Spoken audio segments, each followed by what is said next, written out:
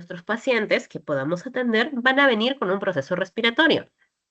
Y recordemos que no siempre los procesos respiratorios por los cuales van a acudir van a ser procesos respiratorios altos, ¿no? Las clásicas faringitis, otitis, sinusitis. Podemos tener pacientes que puedan tener complicaciones. Un paciente que pueda venir con un proceso respiratorio que involucre la zona respiratoria o las vías, en este caso, respiratorias bajas, es la clásica neumonía. Entonces yo tendría que preguntarme, en este caso, qué tipo de alteración a nivel propiamente respiratorio voy a encontrar. Si esto, en este caso, me involucra una alteración de tipo de fusión, una alteración de la ventilación-perfusión, una alteración en relación a chance, que es parte de lo que nosotros vimos cuando hablamos de qué, de hipoxemia. ¿Por qué yo hablo de ello? Porque no es lo mismo una neumonía propiamente localizada que propiamente una neumonía que tenga una gran cantidad en relación a lo que es los síntomas respiratorios y que pueda conllevarme cuál es la complicación más severa de todo proceso, en este caso respiratorio, que termine en qué, en una insuficiencia respiratoria, lo que lamentablemente nosotros vimos en este caso a consecuencia del COVID-19, ¿no? Que fue en este caso un problema severo. ¿Por qué? Porque para el manejo de insuficiencia respiratoria no solamente requiero manejar el tema del medio interno a nivel de lo que es el tema del intercambio gaseoso, sino también necesito, como se dice, calcular el tema de volúmenes y capacidad respiratoria, que ustedes han escuchado estos términos cuando han hecho fisiología respiratoria y también un examen, que es en este caso la espirometría. ¿Y por qué es necesario que nosotros lo manejemos? ¿Por qué? Porque nosotros, en este caso, si es que falla los mecanismos respiratorios en el paciente y se mantienen en estados constantes de hipoxemia, necesito tratar, pero ¿con quién? Con el apoyo que correspondientemente de ventilación mecánica. Entonces, para yo emplear este tipo de equipos de ventilación mecánica, necesito propiamente recordar,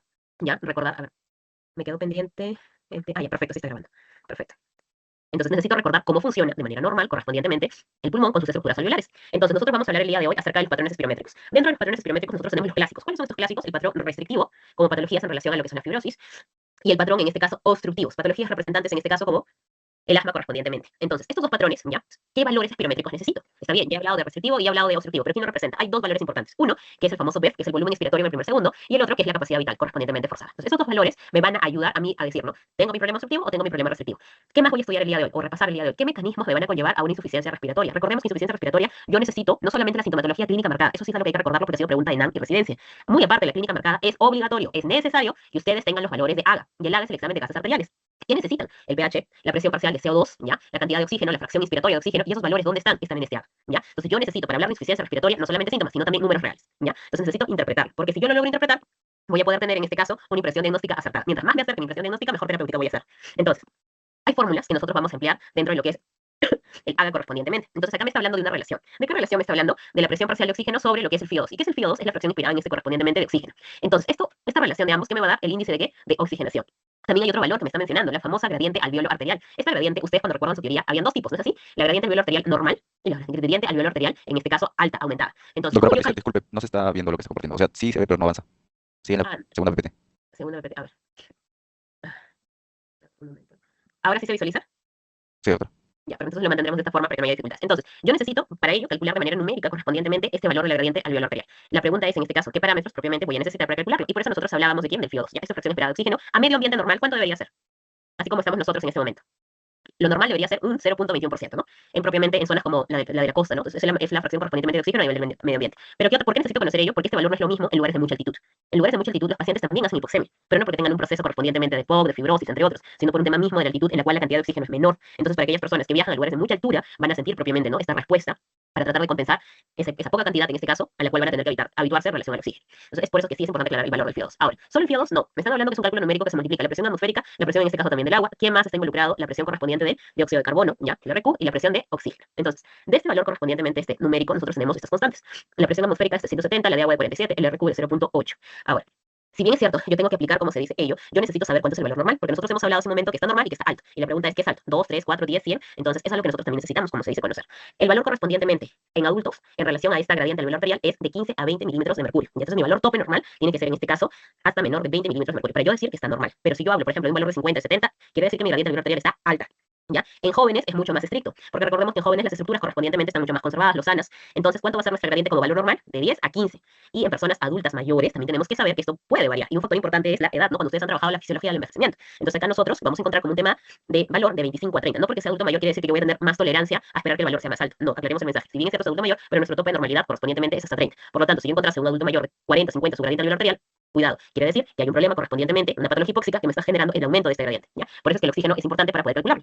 Ahora, hemos hablado de lo que es el PAFI, ¿ya? Ustedes cuando hagan el internado seguro van a escuchar el famoso PAFI. ¿Qué es el famoso PAFI? Lo que les mencioné hace un momento, ¿no? La presión de oxígeno, en este caso sobre lo que es el FiO2. Entonces, ¿eso también tiene un valor normal? Sí, también tiene un valor normal. Tenemos acá que esta relación del PAFI En adultos, ustedes van a escuchar el clásico 300 cuando hagan su internado, su externado, en el caso de que deseen ir el tema, en este caso, hospitales. Entonces, ¿a qué hace referencia propiamente 300? Nosotros los 300 lo manejamos con un valor correspondientemente normal, ¿ya? Pero si yo tengo un PAFI correspondientemente, en este caso, mayor, vamos a tener, ¿a qué se refiere correspondientemente? Que van a haber problemas. ¿Dónde? En lo que es el tema a nivel hipoxémico, ¿ya? Entonces, porque involucra netamente el oxígeno. De igual manera, en jóvenes, ¿cuánto esperamos nosotros encontrar? De 300 y 500, y en adultos mayores, hasta 200, ¿ya? Entonces, estos valores son valores que nos ayudan a poder interpretar, ¿qué? Nuestro AGA, ¿ya? Por eso es que les decía, ¿no? Necesitamos valores numéricos. Ahora, empecemos con nuestro caso clínico 1. Tenemos un recién nacido de 32 semanas de gestación, parto por cesáreas, por no trabajo de parto, acude por cianosis central, taquimia y tiene prematurez sin profilaxis con corticoides prenatales, frecuencia respiratoria en 74, retracciones subcostales, aleteo nasal, quejido expiratorio, satura 78, de oxígeno al 100%. Muy bien, hasta acá. ¿Qué problema tenemos? Cianosis central y taquimia. ¿Qué tenemos? Tiene cianosis central y taquimia, tiene 32 semanas. Se le realizó propiamente cesárea, porque no hubo trabajo de parto. ¿Qué sospechan? Los alveolos están colapsados por parte de saturación de surfactante. Muy bien, es un buen punto. ¿Por qué pensaste en surfactante? Está bien, la hipótesis que estás mirando está correcta. Mi pregunta es, ¿por qué pensaste en surfactante? Que el punto, bueno, si bien es cierto, los pueden vivir no a partir de las 22 semanas, pero el punto máximo de desarrollo es en la semana 34. Muy bien. ¿Y cuál fue el otro punto que te hizo pensar en este caso en surfactante? Acá lo vamos a subrayar, ¿ya? Cuando Sí. ustedes lean ello, ¿ya? Prematurez sin profilaxis de corticoides prenatales, lo que su colega acaba de mencionar es cierto. Por decirlo de esta manera, nuestra semana gestacional ideal para hablar nosotros de madurez pulmonar, en este caso es la semana 34. Pero madurez pulmonar, ¿desde qué punto? En este caso, desde el punto de vista de lo que son los alveolos. Recordemos que los alveolos tienen dos neumocitos, cuando ustedes han hecho histología. Tipo 1, intercambio gaseoso, y tipo 2, surfactante. La pregunta es, y acá vemos a los alveolos, ¿no? ¿Para qué me sirve el surfactante? Para mantener propiamente esa tensión superficial. Si bien es cierto, son bastante frágiles, ¿ya? Y son los que van a estar en contacto con los capilares, que también es otra estructura vascular frágil, nosotros necesitamos que esa membrana se mantenga tensa, intacta.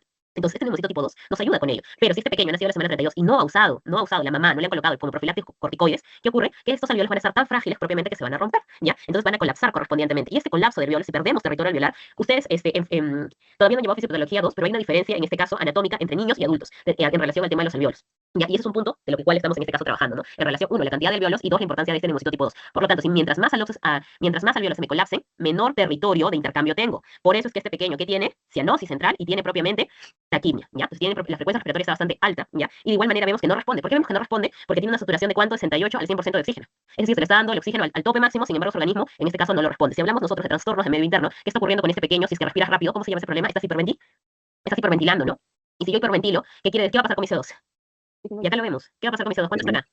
Claro, entonces, ¿cuánto es nuestro valor normal? 45. ¿Cuánto tiene nuestro paciente? 42. Entonces estoy ante un problema, ¿no? Que se está iniciando a nivel, en este caso, respiratorio. ¿Cómo está mi pH? Mi pH está en 7.32. Ahora, ustedes se han dado cuenta de un dato interesante, ¿no? ¿Cómo está el fío? Está en 1. ¿Cuánto necesita que el valor normal? 0.21. ¿Por qué este pequeño no tiene 0.21? Porque no puede en este caso, ¿no? O sea, si al 100% de saturación de oxígeno está, como se dice, con síntomas, o sea, si lo colocamos a un medio ambiente normal, sin oxígeno, que es el 0.21, porque es el ambiente en el que estamos nosotros, estaría mucho más marcado estos síntomas, ¿no? Comprometeríamos más a este pequeño. 7.32. ¿Cuánto es lo normal? Lo normal de nuestro pH. Lo vimos en el lámina anterior, de 7.24 a 7.45. Por lo tanto, estamos ante una acidosis o una alcalosis. Están acidosis, muy bien. Ahora, pasamos a nuestro bicarbonato. ¿Cómo está? Está en 22. ¿Cuánto es lo normal? 24. Ajá, y está con una saturación de 80 y una presión de CO2 de 48. O sea, literalmente si está hipóxico y está tratando de compensar. ¿Cuál es el problema principal que me está originando ello? En este caso es la prematuridad, ¿no? Es un problema que tenemos frecuentemente. ¿Qué diagnóstico diferencial plantearían ustedes? Un diagnóstico diferencial a plantear, que sí es necesario que siempre lo recuerden y lo van a reforzar ahora que hagan en este caso cuando les toca tratar ginecología y cuando hagan la parte en este caso de pediatría neonato, es la taquimia transitoria del recién nacido. Pero ¿qué es lo que aleja mi diagnóstico de taquimia transitoria del recién nacido? La semana 32. Normalmente los niños que nacen propiamente con cesárea tienen este riesgo y se da a partir en este caso de la semana 34, pero siempre es bueno tenerlo en cuenta entre los diferenciales. Continuamos. Tiene una insuficiencia respiratoria de qué? Tipo 1 correspondientemente. Ahora, de igual manera, acá se le ha hecho el cálculo de la relación del PAFI, que en este caso está en 48. Y también se le ha hecho el cálculo de quién? El gradiente alveolo arterial. ¿Cómo está? En 612. O sea, totalmente propiamente con este pequeño estamos ante un caso de hipoxemia con gradiente alveolo arterial alta, ¿ya? Ahora, la pregunta es, ¿por qué se está produciendo en este caso, ya, esta insuficiencia propiamente respiratoria? Y acá nos están catalogando en los que son los chants derecho e izquierda. ¿Qué tiene que ver el tema de los chants? ¿A qué se relaciona? ¿Quién se acuerda de la diapositiva de teoría de hipoxemia? 1. ¿Quién era el 1? ¿Alteración de quién? De la difusión. 2. ¿Quién era el 2? ¿Alteración de qué? De la ventilación, perfusión. 3. ¿Cuál era? La hipoventilación, ¿no es así? La hipoventilación. 4, ¿quién era? ¿Quién era el 4? Los chants, cardiopatías congénitas. ¿Y el 5, quién era? Vamos, estamos haciendo el resumen de la clase de hipoxemia. ¿Quién era el 5? ¿Quién nos falta? Caja torácica, ¿no es así? En este caso, deformaciones anatómicas a nivel de la caja torácica, ¿ya? Y cuando hablamos de deformaciones anatómicas de la caja torácica, en este caso, normalmente su gradiente alveolar arterial, ¿cómo va a ser? Normal. Ahora, acá tenemos los neumocitos tipo 2, es nuestro problema principal porque están permitiendo el colapso de los alveolos al no tener una cantidad suficiente del mismo. Acá vemos la radiografía propiamente de ese pequeño, ¿ya? Entonces, ¿qué es lo que ocurre? Va a haber bastante, en el nivel del alveolo va a haber bastante tensión y esto va a dificultar propiamente, ¿no? Que el alveolo pueda expandirse de manera completa y que corra el riesgo de en esta expansión que realice se rompa, ¿no? Se colapse. Y este colapso tiene un nombre, ¿cómo se llama? Y lo vemos acá en la imagen C y en la imagen D, que estamos observando, ¿no? ¿Qué ocurre cuando estos alveolos se colapsan? Hay una denominación propia, lo que son las atelectasias, ¿no es así? Entonces las atelectasias correspondientemente son estos colapsos a nivel de los alveolos y eso va a disminuir mi capacidad propiamente a nivel residual. Entonces, ¿qué voy a tener? Como disminuye mi capacidad, porque se están colapsando alveolos, en este caso tengo mis atelectasias múltiples, porque este pulmón no solo, estos alveolos no están lo suficientemente maduros, voy a tener mayor trabajo respiratorio. ¿Por qué? Porque los alveolos que todavía se están manteniendo, por decirlo así, tranquilos, son los que van a tener en este caso que responder ante estas rupturas del resto, ¿no? Y va a haber una disminución también del volumen, como se hace hincapié, efectivo. Ahora, nos habla de lo que es el chant que habíamos mencionado, ese chant correspondientemente de derecha a izquierda. ¿Qué es lo que quiere decir ello? Que va a haber un pase correspondientemente de sangre, ¿no es así? La sangre desoxigenada, ¿a dónde? ¿Pasa a dónde? Sin oxigenarse, a través propiamente de lo que son las cavidades. ¿Qué ocurre si nosotros estamos transportando sangre propiamente desoxigenada? Vamos a acentuar más, en este caso, nuestro problema. ¿Por qué? Porque por más que yo le dé oxígeno, ya a este pequeño, al 100%, la sangre que se está intercambiando es una sangre no oxigenada, es una sangre desoxigenada. Por eso también en este caso es importante tener en cuenta ello, ¿ya? Entonces, ¿cómo lo traducimos? Va a haber una disminución de oxígeno, la hipoxemia, el aumento de esta gradiente que habíamos visto que era un valor de 672 y la relación de Puffy correspondientemente para la edad de este pequeño menor de 2, ¿ya? Entonces, acá tenemos un chant, pero ¿de qué tipo? Intrapulmonar, porque se está manteniendo el pase de sangre correspondientemente desoxigenada. Por eso es que no está respondiendo ¿a qué? A oxígeno. Ahora, caso 2. Pasamos en este caso de lo que es la parte neonatológica a lo que es en este caso un paciente de 70 años, exfumador. ¿Cuánto fumaba? 40 paquetes año y tiene poco. Bueno, el factor de riesgo ya está indicando, ¿no? Qué tipo de patología tiene. ¿Por qué está acudiendo? Tiene una disnea progresiva y tos con expectoración. Presión arterial de 130-80, respiratoria en 26, usa músculos accesorios, expiración prolongada, sibilancias bilaterales. A la radiografía de tórax tiene una hiperinsuflación y aplanamiento de los diafragmas. Y tenemos acá sí, nuestro frío está ¿dónde? Está normal, ¿no? Está medio ambiente. O sea, aparentemente, esta persona no está ni con ningún dispositivo que pueda suministrar oxígeno, está, por decirlo de esta manera, como nosotros en este momento.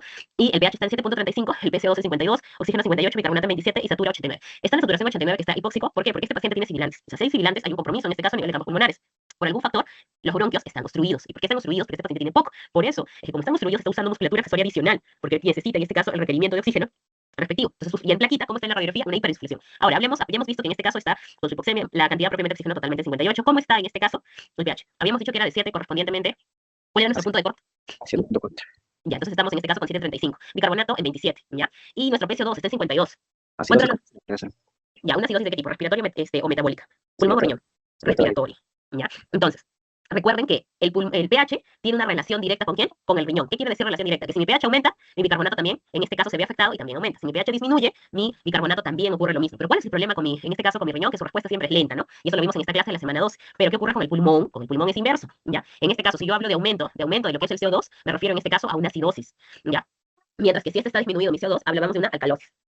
Entonces, ¿cuál es nuestro factor correspondientemente que está detonando este problema? La enfermedad pulmonar obstructiva, en este caso, crónica. ¿Pero por qué se ha producido este POC? Por el tabaquismo crónico que tenía, ¿no? 40 años. Tenemos una insuficiencia respiratoria tipo 1, y acá nos pone la gráfica, ¿no? Vemos acá, en este caso, lo que es el tema de lo que el intercambio, el componente de oxígeno, la sangre correspondientemente oxigenada, pero esto disminuye. ¿Por qué? Porque la cantidad de suministro que está llegando es menor. ¿Y por qué está disminuyendo? Porque el bronquio está obstruido. Entonces, si nuestro bronquio está obstruido, respectivamente, el flujo de aire que va a llegar a la zona respiratoria va a ser menor. Y eso me origina un problema.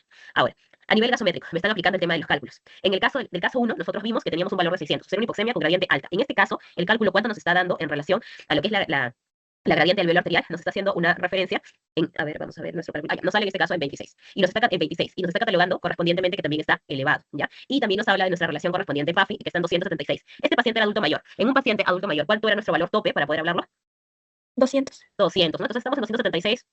Todavía como que regular. Pero lo que sí está en este caso llamándonos la atención es nuestra gradiente del velo arterial. La pregunta es, ¿por cuál de los tipos? ¿Por un problema de chance? ¿Por un problema de difusión? ¿Por un problema de ventilación, perfusión? ¿Por un problema de hipoventilación? ¿O por un problema de defecto anatómico? Con Problema de este... ventilación podría Muy ser bien. por la hiperinsuflación estaría predisponiendo al hacer rompimiento de los tabiques intraalveolar, enfisema. Ajá, muy bien, muy bien. Los EPOC recuerden que se clasifican en dos, ¿no? El bronquitis crónica y el enfisema. El enfisema es el que trabaja más con el tema de lo que es el daño a nivel alveolar. El catalogado semiológicamente cuando ustedes lleven semio con el soplador rosado, mientras que la bronquitis es espesor de moco correspondientemente limita el flujo y se va a ser denominado nuestro soplador azul. Entonces acá tenemos una alteración de la ventilación perfusión. ¿Qué otra patología? Además de EPOC te genera alteración perfusión. Y sí es necesario que lo sepan. Que es clásico. Ustedes van a ver en consulta y en hospitalizaciones, en emergencia, EPOC y qué otra patología más. Y tiene que ver con ventilación perfusión. ¿Cuál? Y justo coincide con adultos mayores. Adulto mayor, patología respiratoria, además de EPOC. ¿A qué patología pertenece la escala CUR 65? ¿A qué patología pertenece la escala CUR 65? ¿A la neumo?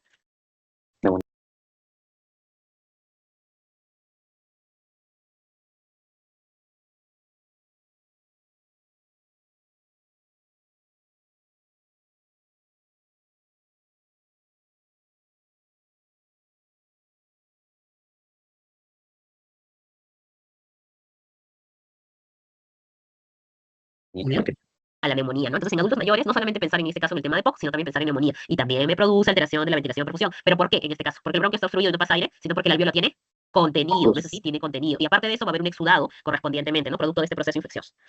Ahora, pasamos. Tenemos aquí nosotros las estructuras correspondientemente bronquiales. Donde estoy colocando el cursor es donde más se asemeja, por decirlo así, a nuestro caso, ¿no es así? ¿Qué ocurre con este árbol bronquial? Ustedes recuerdan que es bronquios primarios, secundarios, en este caso terciarios, y de ahí seguimos nosotros con respiratorios respectivamente, y antes de esto los terminales. Entonces, estas estructuras anatómicas de ver cómo los bronquios se van segmentando correspondientemente hasta llegar al punto de entrar en contacto con los alveolos.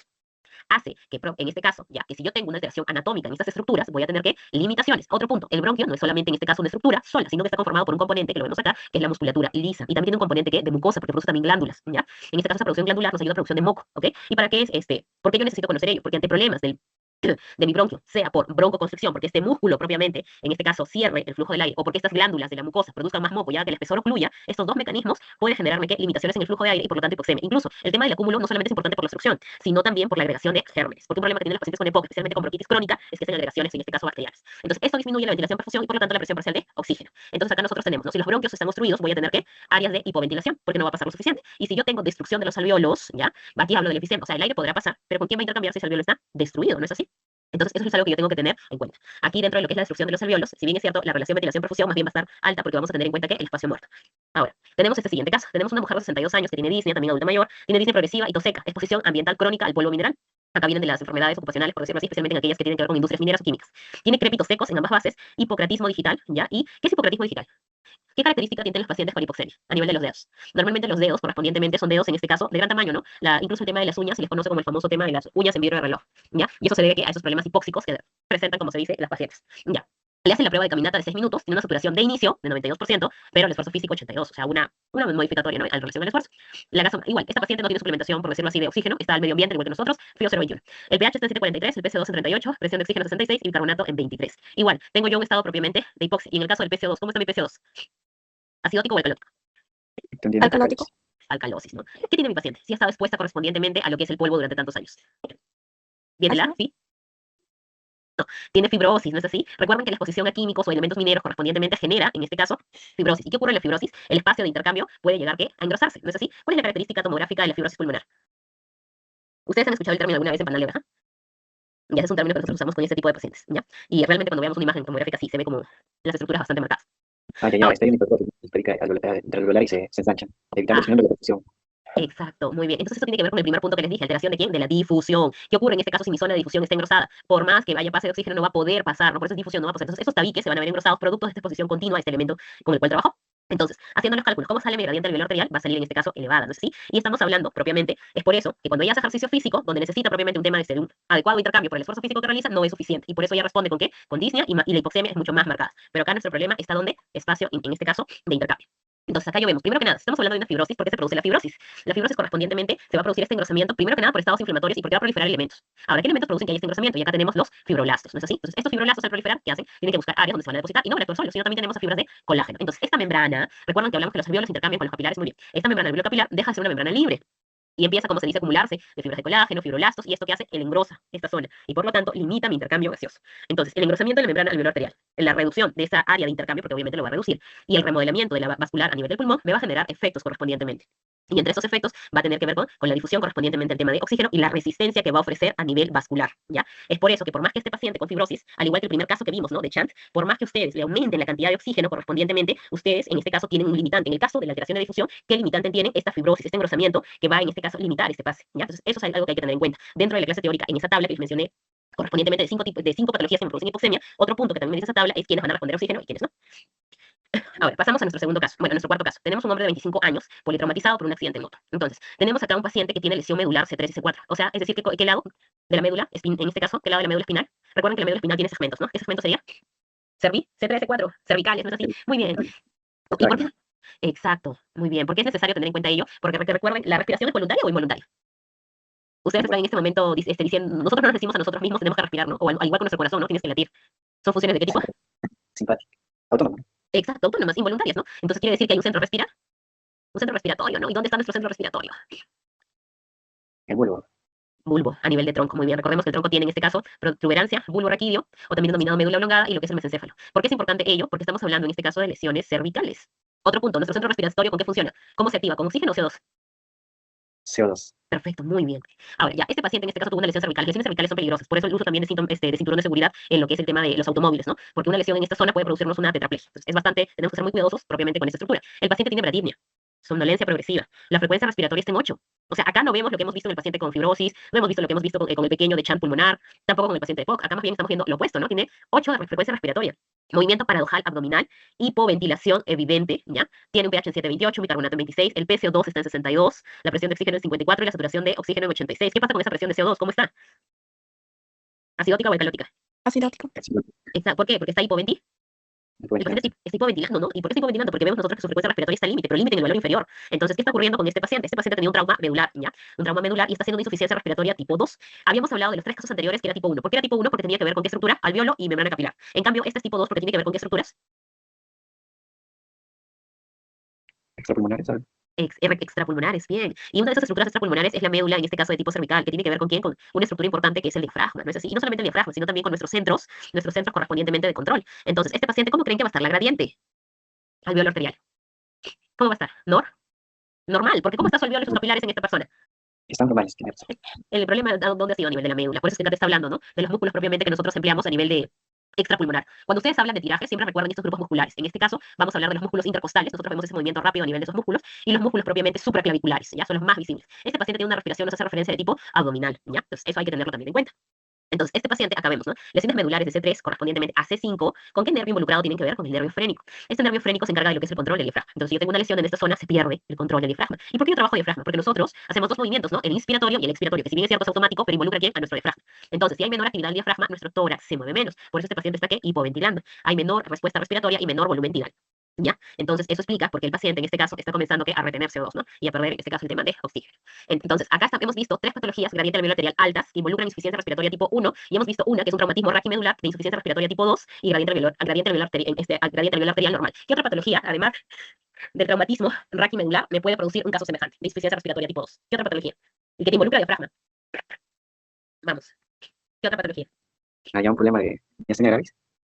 Bien, sí, ya. Pero antes de miastenia, porque miastenia no es tan frecuente. Pero últimamente estamos viendo que está tomando, al menos en verano, se escuchó nuevamente de esta patología. Tiene dos palabras. Empieza con P, la primera, y la segunda palabra empieza con A. Y aquellos que han llevado infectología saben que tiene que ver con la Campylobacter jejuni como factor de riesgo de posinfección. Es una complicación que yo tengo que tener en cuenta en pacientes infectados con Campylobacter jejuni, que puede que me lo presenten o no, pero tengo que estar atento. ¿Qué complicación me produce? Es un síndrome, ¿no? ¿Qué síndrome es? Y también me involucra diafragma, por eso es que tengo que tenerlo en cuenta. Incluso en la pandemia se reportaron algunos casos también de ello. Entonces ahí vimos que no solamente era la Campylobacter, sino también los virus, ¿no? Como el COVID-19. Es un síndrome. También tiene que ver con nervioso, vamos. ¿Todos han llevado infecto? ¿Sí? Sí, Sí. muy bien. ¿Qué patología produce parálisis ascendente? ¿Qué patología me produce parálisis ascendente que también me compromete diafragma? No solo los traumatismos raquimedulares cervicales. Epstein-Barr. Gillian. Guillain-Barré. Guillain-Barré. Muy bien, no lo olviden. Guillain-Barré también ha sido pregunta de NAN en residencia. Y en el COVID-19 se reportaron casos aislados de pacientes post-COVID hicieron este tipo de parálisis ascendente, ¿no? ¿Por qué ascendente? Porque inicia en este caso esa debilidad a partir de lo que son los pies y va subiendo. Y un músculo que nos debe de importar totalmente, que no se involucre, es en este caso el diafragma. Porque si el Guillain-Barré te compromete el diafragma, vamos a terminar con esta insuficiencia respiratoria tipo 2, ¿ya? Entonces, por eso es importante. Entonces, ahí tienen dos patologías del sistema nervioso que pueden generarme un compromiso de insuficiencia respiratoria, ¿ok? Entonces, no olviden el famoso Guillain-Barré. Según las literaturas, infecciones post-Campylobacter jejuni que normalmente son digestivas intensas, lo producen. Pero también estamos viendo que ya no solamente bacterias, sino también este componente en relación a virus, ¿ya? Ahora, pasemos a los patrones de ventilación. Recordemos que los patrones de ventilación, estas gráficas, a ustedes en este caso, ¿qué es lo que tenemos que tener en cuenta? Patrón de obstrucción y patrón de restricción. Y para yo hablar de ese patrón, ¿qué tengo que hablar? De la cantidad de volumen, en este caso, y el tema de lo que es el flujo, ¿ya? Flujo y volumen son dos variables que yo voy a necesitar. Entonces, en el problema propiamente obstructivo, ¿qué es lo que más lo va a marcar? Nuestro famoso BEF, el que vemos acá, ¿ya? El famoso BEF. Mientras que en el patrón restrictivo lo va a marcar más que la capacidad, acá está, la capacidad vital forzada. Entonces, eso sí es importante que ustedes lo tengan en cuenta para cuando puedan interpretar estos esquemas respiratorios, especialmente en espirometrías. Entonces, ahí está la tabla lo que les mencioné, ¿no? Entonces, ¿cómo yo clasifico mi patrón propiamente ventilatorio? Lo primero que siempre tienen que descartar es que no sea un problema de qué tipo obstructivo. Entonces, si yo voy a ver BEF primero, BEF1, la pregunta es, ¿lo veo solo o lo veo acompañado? Y acá mi tabla me dice que tengo que yo evaluar la relación. ¿Qué relación? BEF1 con la capacidad vital forzada, ¿ya? Entonces, si este BEF1 con la capacidad vital forzada, su relación es baja, ¿ya? Correspondientemente nos está hablando acá, ¿no? ¿Es un problema de qué tipo? Si esta relación BEF sobre capacidad vital forzada es baja, ¿qué es un problema de qué tipo? Obstructivo. Muy bien. Y ya una vez que una vez que he verificado que hay un problema obstructivo porque esta relación está disminuida, ¿qué tengo que evaluar? Ahora sí solo ese valor, ya no acompañado, la capacidad vital forzada, ¿ya? Entonces, ¿qué tengo que evaluar a mi capacidad vital forzada? ¿Está normal o está también bajo? Si mi capacidad vital forzada también está baja, así como la relación del BEF con esta capacidad, estoy hablando de un patrón mixto. Los patrones mixtos son aquellos en los que vas a encontrar un compromiso restrictivo y un compromiso obstructivo. Pero ¿qué ocurre si mi capacidad vital forzada está normal? Está normal, solamente la relación entre ambos está baja. Entonces tengo un problema netamente, ¿qué? Obstructivo. Ejemplo clásico, paciente con asma, paciente con EPOC, ¿ok? Ahora, ¿qué pasa en este caso si mi relación BEF, capacidad vital, en este caso forzada, está normal, ¿ya? No está alterada. ¿Qué tengo que fijarme? ¿A quién observaba solo? A la capacidad vital forzada. Nuevamente evalúo, ¿está baja o no está baja? Si no está baja y tampoco está bajo la relación entre ambos, estoy ante una espirometría normal, normal. Pero si mi relación está normal, sin embargo, mi capacidad vital forzada está baja, solamente está baja, estoy hablando de un problema de qué tipo? De patrón restrictivo, ¿ya? Un patrón restrictivo. Entonces, tanto un patrón restrictivo, un patrón obstructivo y un patrón mixto me va a generar, ¿qué? Problemas respiratorios, ¿ya? Entonces, hay que tener en cuenta, esa tabla número 13 nos ayuda de manera bastante práctica a dónde me debo de, fijar primero. Primero tengo que descartar que no hay obstrucción y hablo de la relación de BEF1 con esta capacidad. Tenemos una mujer de 24 años que acude, disnea progresiva, tos seca, opresión de tórax hace 6 horas, no alivia con su inhalador de rescate. Acá en esta paciente sí podemos decir que es una paciente con antecedente de asma, ¿no? Antecedente de asma intermitente desde la infancia, alérgica a los ácaros, su última crisis fue hace 4 meses y no fuma. Tiene una frecuencia respiratoria en 26, respiratoria en 105, saturación correspondientemente en 91 al aire del ambiente, usa músculos accesorios, sibilancias bilaterales en la expiración y hay leve tirajes, ¿ya? Entonces, acá nosotros, si bien es cierto, es el punto teórico, sabemos que es un patrón obstructivo, pero vamos a trabajar el tema de lo que es el ejercicio, ¿no? Entonces acá nos colocan, ¿no? El valor correspondientemente del paciente. ¿Cuánto está el BEF1? Está en 1.5, ¿no? ¿Cuánto está la relación entre ellos? Acá está, BEF1, capacidad vital forzada, está 45. ¿Cuánto es lo esperado? Para esa edad que ella tiene, 24 años, una persona joven, 80%. Entonces, ¿qué patrón tengo? Hasta ahí nada más, ¿qué patrón tengo? Obstructivo. Ajá, está abajo, ¿no? Patrón obstructivo. Y luego me dicen que me tengo que fijar en qué? En la capacidad vital Forzada. forzada. Está en 3.3 y ¿cuánto es el valor normal? 4.2, ¿ya? Entonces, no lo está manejando como un tema de alteración, entonces podría catalogar que es un patrón netamente obstructivo. Sin embargo, si queremos ser curiosos, vemos que realmente no es que esté muy cercano, ¿no? Al 4.2. Pero, ya, si por ejemplo yo tuviese una capacidad vital forzada en 2 y el valor normal es de 4, ¿estaría ante qué patrón? Obstructivo, mixto. Mixto, muy bien, porque tengo ambos valores bajos. Ahora, la presión de CO2 nos dice que está en 48, la de oxígeno es 62. La de oxígeno es bastante evidente que tenemos un problema de que hay hipoxemia. Y la saturación está en 91 y la gradiente correspondientemente está en 27, ¿no? ¿Por qué la gradiente alveolar arterial está alta correspondientemente? Al igual que en este caso hay hipoxemia. ¿Qué tipo de hipoxemia es? Recordando los 5 tipos que hablamos. ¿Será de alteración de la difusión? No, no. 24 años. Solamente tiene el tema de asma. ¿Será por chance? Tampoco, ¿no? Poco. Deformación o neurológico, descartado. ¿Cuál nos queda? Ventilación, perfusión, ¿no? Entonces, ¿cómo está el PCO2 en este paciente? En 48. Estamos en un problema acidótico correspondientemente o alcalótico. Acidosis respi. Ajá. Una acidosis respiratoria, ¿no? Entonces, justo nos están ayudando con los colores para resaltar más ese tipo de problema. Primero que nada, ¿el asma qué es? Es una enfermedad inflamatoria crónica en la cual que hay una remodelación de quién? Del bronquio. ¿Por qué hablo de remodelación del bronquio? Porque uno, tienes un mecanismo inflamatorio a nivel de la mucosa, presencia de neutrófilos correspondientemente macrófagos, ¿ya? ¿Qué más? ¿Hiperplasia de quién? De las células musculares lisas bronquiales. Y tercero, hipertrofia de las células de la mucosa. ajá, ya, exacto, ¿no? También hay presencia de moco, ¿no? Entonces ya la inflamación, más el tema de la hipersecreción de moco por las glándulas en este caso. Y tercero, el tema de la hiperplasia muscular correspondientemente lisa bronquial, obstruir. Por eso es que ahí ustedes ven ese cuadrado que dice inflamación bronquial y obstrucción correspondientemente expiratoria, ¿no? Entonces, el momento en que quiere eliminar el aire, hay como una resistencia, ¿no? Como que queda atrapado correspondientemente. Entonces, ¿y por qué se produce ello? Porque hay un remodelamiento, ¿no? En relación a lo que es el bronquio y produce un tema de obstrucción. Y acá viene lo que nosotros hemos hablado. ¿Qué tipo de alteración era? Ventilación, perfusión, ¿no? Van a haber zonas que van a estar bien ventiladas, que no van a tener menor, por decirlo así, no van a estar tan afectados los bronquios y va a haber cierto flujo de oxígeno, mientras que van a haber otros bronquios que sí van a tener una obstrucción marcada y obviamente esas zonas van a estar no ventiladas, ¿ya? Entonces, ¿qué ocurre con esas zonas que van a estar en este caso no ventiladas? Va a generar un tema de respuesta, ¿no? Por eso esta paciente, ¿cómo estaba? Estaba usando musculatura accesoria y eso genera mayor fatigibilidad muscular, ¿no? Pero a nivel respiratorio. Ahora, ¿es reversible este proceso? Sí. ¿Cómo lo podríamos revertir? Con el uso de broncodilatadores, ¿no? ¿Y solo broncodilatadores o qué más? Corticoides. Muy bien, para la inflamación, ¿no? Acá está justo inflamación bronquial. Unimos ambos y mejoramos. Y acá viene la observación que les dije acerca del patrón mixto sobre esa capacidad vital forzada. El valor normal que nos ponía en este caso era de 4.2 y el paciente tenía 3.3, ¿no? Y acá nos pone que esta capacidad, si bien es cierto, está baja, pero está baja en un valor tolerable. ¿Y por qué? Porque el aire queda correspondientemente, hay un atrapamiento aéreo, ¿no? Muy bien. Entonces ahí tenemos la explicación de este caso. Ya. Y viene la siguiente pregunta. Si bien es cierto, ¿y por qué no mixto? Si bien es cierto está bajo, claro, no tan notorio, es algo leve, pero ¿por qué no catalogarlo en este caso como mixto? Porque el mixto, en este caso, nos habla del BEF1, de la capacidad vital forzada, el porcentaje en este caso es menor del 70%, que si bien es cierto, eso sí está totalmente demostrado, porque el paciente lo tenía, es obstruido, para que haya una verdadera restricción, nos está hablando en este caso de qué valor? Del TLC. ¿Qué es el TLC? ¿Qué es el TLC? ¿Qué es el TLC? ¿Es una capacidad total pulmonar? ¿Qué es? Esa sí no la había escuchado. Ajá. ¿Qué es? ¿Qué es? A ver, vamos. No, eso no. No, no, no. ¿Qué es la TLC? ¿Qué es la TLC? Si bien es cierto, genera la duda, ¿no? Porque estaba el 4.2 era el valor tope y el paciente tenía 3.3. O sea, no es que estuviera en 4, ¿no? O 4.1. O sea, hay una leve disminución, si bien es cierto, y por esa leve disminución, algunos de ustedes, o si yo no viera un examen, podrían no preguntarme, ¿no? ¿Y por qué no podría marcar o justificar que podría ser también un patrón mixto? Y no solamente obstructivo. Entonces acá nos están hablando de un punto, ¿no? De este valor adicional. Y este valor, en este caso de TLC, no está en nuestro caso clínico, o sea, no se midió, no se cuantificó. Por lo tanto, nosotros no podemos, como se dice, catalogarlo como un tema mixto, porque no tenemos este valor, y solamente catalogarlo como un tema correspondientemente obstructivo. Entonces nosotros tenemos que medir, en este caso, el TLC para ver si es que es un patrón mixto. ¿Capacidad cuál? Total pulmonar, estaba con otras siglas. Ajá, entonces estaba bien totalmente lo que les había justamente mencionado, ¿no? El TLC, capacidad, bueno, en mi caso usé el término pulmonar, ¿no? Capacidad total, en este caso pulmonar. Si hay algunas siglas en inglés, por ejemplo, pulmón en inglés es lung, ¿no es así? Entonces, como no tengo este valor de la capacidad, en este caso, total, de lo que es el pulmón, del pulmón, no puedo yo determinar que es un patrón mixto. Ya, imaginemos que lo tuviéramos. Y si lo tuviéramos, ¿cómo tiene que estar este valor? Disminuido, ¿ya? Tiene que estar disminuido. Ahora, acá están hablándoles de la fisiopatología del asma. Esos 3 puntos que hablamos, ¿no? La hiperplasia correspondientemente, y acá están hablando de los factores netamente inflamatorios, y aquí lo que mencionó su compañero, la presencia de moco. ¿Ya? Es muy importante eso porque eso genera disminución de lo que es la luz bronquial. Y eso ustedes lo han visto cuando han hecho de seguro anatomía patológica o cuando han trabajado, en este caso, láminas. ¿No es así? Quienes producen ello, nuestras células correspondientemente caliciformes, pero lamentablemente en el asma hay un aumento, ¿no? De la producción, en este caso, de moco, la presencia también de eosinófilos, lo cual alimenta, ¿no? Esa respuesta alérgica. Tenemos también la presencia de macrófagos, ¿ya? Eosinófilos, macrófagos correspondientemente, linfocitos, neutrófilos, que también lo habíamos mencionado. Esto favorece que haya más respuesta inflamatoria, por eso el uso de corticoides para bajar ello. Y acá tenemos nuestro músculo liso, ¿no? Como está aumentado correspondientemente en relación al número de células. Acá vemos cómo se da en este caso la respuesta, en este caso al asma. Recordemos que el primero que va a tener contacto con este alérgeno, ¿quién es? La célula dendrítica, ¿no es así? Esa célula dendrítica activa ¿quién?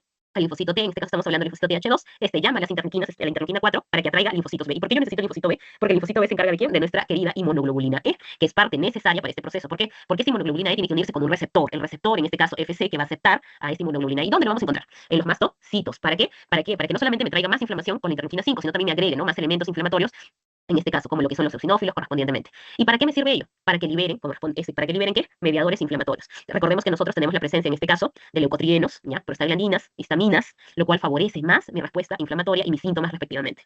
¿Ya? Entonces acá vemos en minutos lo que estábamos hablando, ¿no? Histamina, prostaglandinas, las de tipo D2, leucotrienos, todo esto favorece a la inflamación, a la broncoconstricción inicial y todo parte de quién? De esa célula dendrítica. Y en cuestión de horas, que acá ya estamos hablando netamente, ya no solamente de la respuesta del bronquio, sino de la presencia de mayor cantidad de moco e inflamación, ¿ya? O sea, se estableció esta respuesta. Tenemos el siguiente caso, paciente de 68 años, 1,72 m, 72 kilos, disnea progresiva en los últimos meses, tos productiva, expectoración espesa, también es fumador durante 40 años, infecciones respiratorias en invierno, no asma, no alergias. Frecuencia respiratoria en 22, hay una leve taquimia, frecuencia cardíaca 98, tórax en tonel, expiración prolongada. Tórax en tonel, ¿de quién es? Enfisema o bronquitis. Es otra característica semiológica, vamos. Sibilancias, roncus, expiratorios, difusos y uso de musculatura accesoria. Tórax en tonel. Enfisema o bronquitis. Bronquitis. Ya, ese tórax ancho, ¿no? Ahora, hablemos de patrones. Lo primero que yo me fijo cuál es en la relación. ¿Cuánto está? 43. O sea, hasta el momento yo puedo decir que es un patrón obstructivo, ¿no? Acá sí esta capacidad vital forzada sí se está acercando más, ya, de 3,8 a 4,6, pero ya habíamos hablado que para hablar de patrón mixto necesito también mi capacidad vital, ¿no? Completa. Ahora, ¿qué tenemos en este caso nosotros? La presión parcial de oxígeno. ¿Cómo está esta presión parcial de oxígeno? Está en 52. ¿Estamos ante un problema de alcalosis o acidosis? Acidosis respi. Ajá. Y la presión de oxígeno, que es súper notoria, ¿no? La hipoxemia, ¿no es así? Y la gradiente, ¿cómo está la gradiente? Está de igual manera alta, ¿ya? Entonces tenemos una patología de gradiente alveolar arterial alta, hipoxemia, ya una acidosis, y un patrón obstructivo. ¿Qué ocurre acá? Es un paciente en este caso con EPOC, ha fumado 40 cajetillas, como se hace hincapié al día, pero tenemos un punto importante. Si bien es cierto, hace infecciones respiratorias correspondientemente en invierno, lo cual me ayudaría a pensar que es una bronquitis, tenemos que tener en cuenta que la bronquitis crónica corresponde a la inflamación y limitación del flujo de aire, mientras que el enfisema, como te destruye los alvéolos, te limita el tema del intercambio. Entonces, ¿qué vamos a tener, por lo tanto, nosotros? Esta patología, al igual que el asma, es una patología no reversible. O sea, el daño que ya se estableció queda correspondientemente. Entonces, nosotros vamos a tener que la obstrucción del flujo de aire por daño en los bronquios, la destrucción de los alvéolos por el enfisema correspondientemente, va a generarme qué tipo de problemas, que mi BEF correspondientemente sea menor, que mi capacidad de igual manera vital forzada también disminuya, y vamos a ver también nosotros el tema de que van a haber áreas que va a haber atrapamiento de aire. A nivel de los síntomas, ¿qué voy a encontrar? Ya, si bien es cierto va a haber hipoxemia, alteración de la gradiente que va a estar alta, voy a tener un paciente en este caso que va a tener alteración a nivel de la ventilación perfusión. ¿Por qué a nivel de alteración perfusión? Por el bronquio, que está obstruido, y por el alveolo, que está en este caso también dañado, ¿ya? Entonces, acá nosotros vemos que irritantes, como en este caso el tabaco, van a generarme problemas de qué tipo, de estrés oxidativo, ¿ya? Entonces, eso me genera estados inflamatorios, presencia de anticuerpos, interleuquinas, incluso no solamente estados inflamatorios, sino también riesgo de desarrollo de cáncer, ¿no? Porque altera correspondientemente el tema de las células, y también a nivel, en este caso, para yo hablar de enfisema, hablamos de la disminución de la alfa-1 antitripsina. ¿Esta alfa-1 antitripsina para qué nos sirve? ¿Para qué nos sirve? ¿Quién recuerda? Es una antiproteasa. Ajá, y nos sirve para el tema de quién, de lo que son nuestros alvéolos. Si yo tengo en este caso deficiencias de las mismas, mis alvéolos van a estar mucho más susceptibles. Ello hay que tenerlo en cuenta más que nada en patologías enfisematosas, ¿ya? ¿Qué mediadores inflamatorios van a estar en este caso presentes a nivel celular? Macrófagos, neutrófilos, y tenemos nuestra inmunidad propiamente adaptativa. Recuerden que una diferencia con la inmunidad innata es que la inmunidad adaptativa es una inmunidad que ya tuvo contacto anteriormente y tiene una respuesta mejor procesada. Es una respuesta correspondientemente de horas, y puedo hablar incluso hasta la presencia de ¿qué? De anticuerpos. Ahora, acá vemos el tema del tabaco, cómo nos genera afección, en este caso a nivel de lo que es el alveolo. Acá un punto importante con el tabaco son estos radicales libres y que alteran esta función del alfa-1 antitripsina. Entonces aumenta la elastasa, ¿no? Aumenta la elastasa por los neutrófilos y generando daño, ¿no? A nivel del alveolo. Ahí tenemos al paciente con enfisema, ¿no? Un paciente enfisematoso, también denominado soplador rosado. En este caso es un paciente que va a tener, ya, puede ir de la mano con pacientes con patologías cardíacas, ya puede ir de la mano. De igual manera puede tener patologías metabólicas. Es un paciente que en este caso va a tener una disminución en la capacidad propiamente a niveles de SO2, y de igual manera va a presentar lo que es el tema de la disnea, se va a agitar, se va a agotar cuando realiza ejercicio físico, y acá vemos cómo va a estar en este caso el bronquio, ¿no? La presencia del moco, los mediadores inflamatorios y la hiperplasia correspondientemente bronquial. Ahora, la bronquitis crónica. ¿Qué ocurre en la bronquitis crónica? Si en el enfisema te daña, en este caso te destruye lo que es el alveolo, a nivel de la bronquitis crónica ese bronquio está obstruido, ¿ya? Y un punto de obstrucción, acá nos habla de lo que son las células globo, el tema de lo que es la presencia de moco, en gran cantidad, miren la deformación que genera a nivel de la glándula por esta cantidad de moco que produce, y también nos habla de un cambio a nivel de lo que es el epitelio, lo que conocemos nosotros como esa metaplasia, ¿no? Como un epitelio A deja de ser A y pasa a ser un epitelio B. Entonces acá vamos a hablar de lo que es el tumefacción, lo que es la hiperemia, el edema de las mucosas, el aumento de la secreción de moco por las células caliciformes, y no solamente el aumento, sino la deformación de las mismas, y que incluso llega a formarse tapones mucosos. Estos tapones, como se dice mucosos, generan cuadros propiamente infecciosos. Otra característica semiológica, antes de olvidarnos, antes de olvidarme de ello, el enfisema, si bien es cierto, soplador rosado, es el clásico paciente delgado. En cambio, el bronquitis crónico es el clásico paciente pícnico, ¿no? O sea, el paciente gordito. Muy bien, entonces acá yo voy a tener aquí a mi soplador azul, y ahí está, ¿no? El paciente pícnico. Entonces acá vemos su caja correspondientemente de tórax, ¿ya? Soplador azul hace compromisos propiamente cardíacos, concomitantemente, también hay compromisos metabólicos, ¿ya? Aquí tenemos marcadores inflamatorios, hay que tener en cuenta ellos, la interleuquina 6, que es importante, y acá de igual manera, ¿no? Vemos que, ¿qué ocurre con la luz? En este caso, de lo que es el bronquio, prácticamente está limitada, ¿ya? Está limitada a diferencia del enfisema, que de alguna manera mantenía cierto flujo de aire, la bronquitis no. Por tanta cantidad, en este caso inflamatoria, y de la muscular lisa que está hiperplástica, ocluye esa luz lo mínimo a lo mínimo posible. Por eso estos pacientes, al ejercicio físico, así sea caminatas, se agitan, se agotan. Varón de 66 años, mide 1,70 m, ¿ya? Y pesa 68 kilos. Trabaja en demolición de edificios hace 30 años. Acude a consulta porque tiene disnea progresiva, tos seca crónica, fatiga con esfuerzo leve. Se expone continuamente al asbesto, no fumador, dejó de fumar hace 15 años, no tiene asma ni a poco. Respiratorio 24, satura en 90, alfio ambiental, acropaquias, es decir, hay que tener en cuenta la evaluación de las manos, ¿no? Como les decía, ¿no? El tema de los sesos. Crépitos en velcro, ¿ya? Divasales y tórax simétrico sin sibilancia. ¿Qué tenemos en este paciente? Primero que siempre fijarnos en la relación. La relación correspondiente de BEF con capacidad vital forzada está normal, está en 84, y lo normal en este caso es mayor a 75. De ahí, ¿en quién me fijaba? ¿En quién me fijaba de ahí? Capacidad vital forzada. Exacto, ahí sí estamos a la mitad, ¿no? Entonces estamos ante un patrón ¿de qué tipo? Restrictivo. Restrictivo, pero miren este pequeño detallito. Nos han puesto en amarillo un valor adicional, 48%. Entonces nosotros vamos a ver cuál es la utilidad propiamente de ese valor. Y eso es lo que vamos a ver ahora. ¿Cómo está a nivel de oxígeno? Estoy con una hipoxemia, la gradiente alveolo correspondientemente está en 30, está alta y la saturación es 92. Tenemos el asbesto que produce enfermedades de qué tipo? Intersti. Intersti. Intersticiales. Exacto, ¿no? Intersticiales, ¿no? Ahí yo voy a tener a mi famosa fibrosis. Los patrones restrictivos están representados, en este caso, por problemas a nivel, como se dice, fibrótico. En este caso, por componentes químicos. ¿Qué ocurre con el pulmón? Pierde la elasticidad, ¿ya? Pierde la elasticidad en su parénquima, comienza a fibrosarse, y eso hace que el volumen del pulmón sea mucho más rígido, disminuya, ya no va a poder, en este caso, insuflar como debe, porque está limitado su elasticidad, y hay un engrosamiento a nivel de la membrana alveolo capilar. O sea, yo tengo acá alteración ¿de qué? De la difusión, porque en el intercambio gaseoso se va a ver limitado. Por eso estábamos hablando de quién, del DLCO, que tenía que ver con ello. Va a haber hipoxemia por justamente esta mala difusión, y por ello va a haber un aumento de este gradiente alveolo arterial. Y a nivel, como se dice, respiratorio, yo voy a tener que una presión de CO2 normal de forma compensatoria. Entonces tengo un cuadro de qué tipo? Restrictivo. Ahora, ¿qué tengo que recordar yo acerca de las patologías restrictivas que deben de recordar siempre? Solamente el asbesto que produce fibrosis intersticial, no. El asbesto, la sarcoidosis correspondientemente, pacientes que trabajan en áreas mineras, enfermedades reumatológicas, como cuál es la artritis reumatoide, ¿ya? Te puede generar también enfermedades pulmonares intersticiales, no lo olviden. Entonces, acá estamos hablando de los pacientes con enfermedad pulmonar intersticial de tipo difusa, ¿ya? Entonces, estos pacientes, su característica en este caso es producir patologías del patrón respiratorio de tipo restrictivo, normalmente lo representan alteraciones de ¿qué? De la difusión. ¿Qué ocurre a nivel de la fibrosis pulmonar correspondientemente? Va a ser ese epitelio respiratorio que va a estar dañado, ¿ya? Y dentro de lo que es el daño que van a tener, eso lo pueden producir tanto agentes químicos o agentes propiamente virales, o el tema de lo que es el humo correspondientemente, ¿no? Por eso el tema de la contaminación, en este caso ambiental. ¿Qué ocurre en el nivel de lo que son los alveolos? El epitelio alveolar se activan mediadores inflamatorios. Aquí estamos hablando de este factor TGF-beta, ¿ya? ¿Por qué es importante este factor inflamatorio? Porque eso va a atraer a fibroblastos. Recuerden que nosotros hablamos de fibroblastos y lo que es el colágeno. Si atrae fibroblastos, estos se van a depositar en las células mesenquimales correspondientemente, generando estas áreas obstructivas. Entonces, este fibroblasto se transforma en ¿quién? En el miofibroblasto, haciendo que haya un exceso propiamente de matriz extracelular. Y a esto que se le agrega también la presencia de colágeno. Entonces, yo voy a tener las estructuras pulmonares, focos de qué tipo? Fibroblásticos. Entonces, mi arquitectura del alveolo, ¿qué ocurre? Se destruye, se deforma. Y su capacidad de difusión de igual forma. Y acá viene lo que les expliqué del famoso panal de abeja. No lo olviden. Fibrosis es una característica correspondientemente de ese tipo de imagen radiológica. Especialmente cuando tomen una tomografía, lo van a ver, va a ser bastante notorio. Ven esa imagen, fibrosis pulmonar, alteración de la difusión. ¿Y ahí? ¿Qué tipo de insuficiencia respiratoria? Insuficiencia respiratoria tipo 1, gradiente alveolar arterial alta. Patrón de qué tipo? Restrictivo. O sea, son palabras claves que tienen que venir a nuestra mente. ¿Y por qué se produjo todo eso? Porque se destruyó el parénquima por estos depósitos de fibroblastos. ¿Y que fueron atraídos por quién? Por el TGF-beta, ¿ya? Entonces, el patrón restrictivo es más que nada porque se perdió esa elasticidad del pulmón, ¿no? Se perdió este compliance. Muy bien, y eso me origina hipoxemia. Para terminar, tenemos un paciente de 21 años que mide 1,74 m, 1,74 m, tiene 64 kilos, tos productiva persistente, disnea, infecciones respiratorias recurrentes para tener 21 años, y tiene un diagnóstico de fibrosis quística durante la infancia. Colonización por pseudomonas, eso es el tema por las secreciones bronquiales, es un ambiente idóneo lamentablemente para ello. Episodios recurrentes de bronquitis, sinusitis, neumonía y mala absorción pancreática. Eso se explica por quién, por su fibrosis quística. ¿Qué tipo de patología era? Fisiopatología 1, semana 3, genética. Sí saben, fibrosis quística. Vamos, sí sé que saben. ¿Qué tipo de trastorno genético es? Vamos, ¿qué tipo de trastorno genético es? Autosómico recesivo. Muy bien. Eso quiere decir que ambos padres tienen que ser portadores para que el hijo desarrolle la enfermedad. ¿Cuál es el mecanismo fisiopatológico? ¿Qué canales están involucrados? CFTR. La fibrosis quística. Ya, ese es en relación al gen. ¿Pero qué canales están involucrados? Que tenía que ver con ese espesor a nivel pancreático y a nivel bronquial. Los canales de... Empieza con C y termina en O. De cloro. De cloro. ¿Y cuál era la prueba gold estándar para fibrosis quística? El test de... sudor, ¿no? El test de sudor. ¿Ya? Esos datos son datos puntuales que deben recordar para lo que es el tema del ENAM y residencia, ¿ya? Ahora, examen físico, frecuencia respiratoria 26, estatura 86, tórax en tonel. Recordemos, él nació con este problema, porque es una patología de qué tipo autosómica recesiva. ¿Y qué nos dicen nuestros antecedentes? Que ha tenido infecciones recurrentes. Entonces, el tórax en tonel explica propiamente este antecedente, ¿no? Respiratorio, dedos en palillos de tambor, de igual forma, ¿no? Y la hipoxemia mantenida que tiene por esos bronquios obstruidos, sin contar a la pseudomonas. Sibilancias y roncos más crépitos en las bases, ¿no? Esputo verde correspondientemente y espeso. ¿Por qué el esputo es verde? Ahí está, ¿no? ¿Por qué el esputo es verde?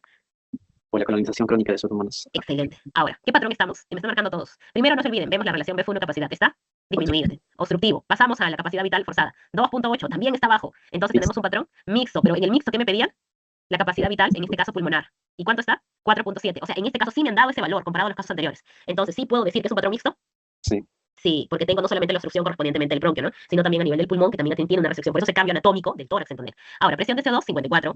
Presión de oxígeno, 56 totalmente, no tiene una hipoxemia. Bicarbonato en 28 y saturación en 86. La gradiente de igual manera va a estar alta, ¿ya? Porque hay una patología a nivel de lo que es el bronquio por la obstrucción. ¿Qué tipo de trastorno respiratorio tenemos? ¿Acidótico o alcalótico? Acidosis. Ajá. Fibrosis quística, el espesor propiamente, que me va a generar a nivel del bronquio las bronquiectasias, ¿no? Esas deformaciones en el bronquio, esas rigideces y ese espesor de moco, ¿no? Por eso esa colonización permanente. Eso que disminuye mi flujo expiratorio. Y lo traduzco con la disminución del BEF y la relación BEF correspondientemente capacidad vital. Y las infecciones recurrentes, la infección recurrente se ve favorecida por este bronquio propiamente afectado. Pero ya no solamente es el bronquio, sino que la infección, ¿dónde se acumulaba? Recuerdan ustedes, en el alveolo. Entonces mi alveolo se va a ver dañado y con contenido purulento. Entonces mi alveolo también, como este ciclo es continuo, se va a destruir y van a haber zonas también cicatrizales. Entonces, eso que genera propiamente daño a nivel del tejido pulmonar y vamos a hablar esa reparación de lo que es este tejido pulmonar producto de estos procesos infecciosos reiterativos que me van a producir fibrosis, presencia de fibroblastos. Entonces, ahí yo voy a ver, en este caso, alteración correspondientemente también de qué? De lo que es la difusión, ¿no? Entre el alveolo y el capilar, porque esas zonas se van a llenar de fibroblastos, ¿ya? Que cuando estos se activan van a ser los correspondientes, ¿no? Los miofibroblastos. Entonces, ahí explico el por qué se obstruye por el tema de lo que es el moco del bronquio, bronquiectasias, y por qué esa infección recurrente destruyéndome la arquitectura del alveolo me va a producir que mi alveolo, para poder recuperarse, esté en estado inflamatorio y me llame, en este caso, a lo que son los fibroblastos, y que haga que esto se engruese correspondientemente, se fibrose y limite mi intercambio. Muy bien, entonces, cada caso que hemos visto nosotros nos ha permitido identificar el patrón respiratorio y el tipo de hipoxemia que tenemos que tener en cuenta. Es necesario, y volvemos a mencionarlo, insuficiencia respiratorio no solamente son síntomas, necesitan estos valores, presión de CO2, presión de oxígeno, bicarbonato, el FIO, la relación PAFI, el gradiente alveolar arterial, para poder nosotros hablar de una insuficiencia respiratoria. Es necesario, porque con ello yo voy a saber a qué paciente le voy a dar oxígeno, o por ejemplo ese paciente que tiene alteración de la ventilación, perfusión, como la neumonía, como el EPOC, me va a responder correspondientemente al oxígeno, si es que se lo brindo, porque voy a poder compensar ese problema, al igual que el tema del asma. Pero si un paciente tiene un problema de un chance, por una cardiopatía congénita, por ejemplo, por más oxígeno, no voy a poder lograr corregirlo. ¿Por qué? Porque hay un problema con lo que es en este caso la sangre desoxigenada. ¿Cuál es la otra patología en que no voy a poder hacer mucho en relación a la cantidad de oxígeno que pueda colocar? El tema también de la fibrosis, ¿no? Que tiene que ver con alteraciones de la difusión. Van a responder parcialmente al oxígeno, porque esa membrana va a estar engrosada. O sea, por más que yo le dé el aporte, no va a haber un tema de respuesta correspondientemente. ¿En quiénes más no va a haber respuesta al oxígeno? Pacientes con insuficiencia respiratoria tipo 2, en las cuales hay un problema, en este caso, a nivel neurológico o extrapulmonar. Si el paciente tiene, en este caso, Guillain-Barré y yo le aumento correspondientemente la cantidad de oxígeno, va a haber una respuesta parcial, porque el problema ¿dónde está? En el diafragma, no es así, en el diafragma que está afectado por esta parálisis ascendente, o como el paciente que vimos hace un momento que tenía frecuencia respiratoria en 8 en los traumatismos raquimedulares cervicales. Entonces, conocer ello me ayuda muchísimo a saber qué plan terapéutico voy a dar, cómo uso el oxígeno, dónde no lo uso y qué tipo de patologías me pueden acompañar. Les agradezco mucho, en este caso, el tema de la presencia del día de hoy, especialmente el día de hoy sábado. Gracias, doctora, por usted. Okay. Gracias a ustedes también, muy amables. Araujo, aquí levantó la mano. Si querés hacer la consulta, doctora, muy... ¿Usted dicta clase en Villa o no? Ah, no, yo dicto clase en este caso en la CDA, al menos en este ciclo. Ah, con razón me le dije. Ya, No, vamos a hacerle en todo caso. ok, muy amable, gracias. Gracias en este caso, colega, por la presencia el día de hoy.